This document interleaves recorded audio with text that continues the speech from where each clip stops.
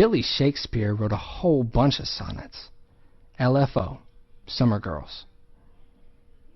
Talk about an understatement. In his lifetime, William Shakespeare published 154 sonnets. This collection of sonnets, first printed in 1609, is celebrated as one of the greatest achievements in English poetry. However, it's important to remember that Shakespeare did not invent the sonnet. In fact, the term Shakespearean sonnet refers to a specific poetic form, not just the sonnets that Shakespeare wrote. In the 1530s, Sir Thomas Wyatt began translating Italian sonnets into English, introducing the form to British poets. The Italian sonnet is still used today, although it is often considered difficult because of its tight rhyme scheme: A-B-B, A-A, B-B-A, E-D-E, C-D-E, or A-B-B-A, A-B-B-A, C-D, C-D, C-D.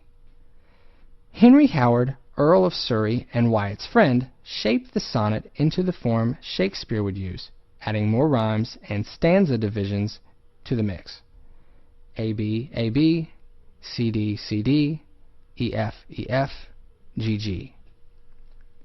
Now let's take a closer look at the structure of the Shakespearean sonnet. The Shakespearean sonnet is made of 3 quatrains, 4-line stanzas, and 1 couplet, a 2-line stanza. Traditionally, Shakespearean sonnets are in iambic pentameter.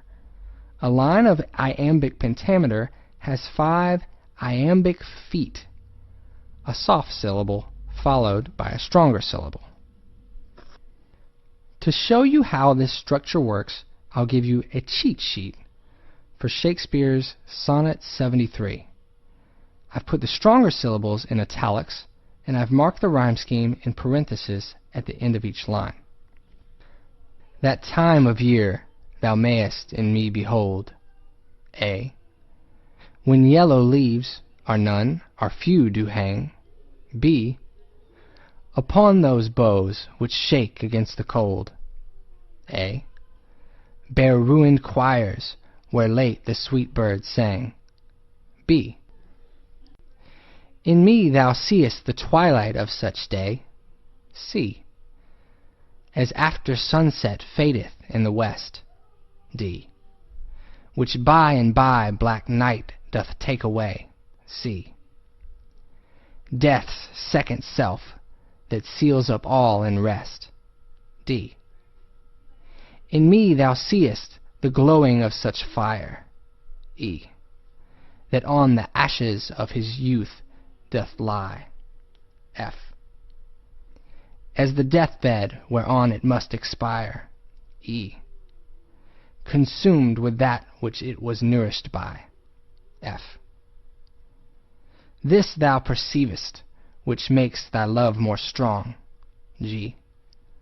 To love that well, which thou must leave ere long, G. While Shakespeare hit all of the rhymes in the rhyme scheme perfectly, this sonnet isn't always in perfect iambic pentameter. However, this isn't sloppiness on Shakespeare's part. Rather, this is a technique called metrical substitution. An excellent example of metrical substitution occurs in the 3rd line of the 3rd stanza. As the deathbed whereon it must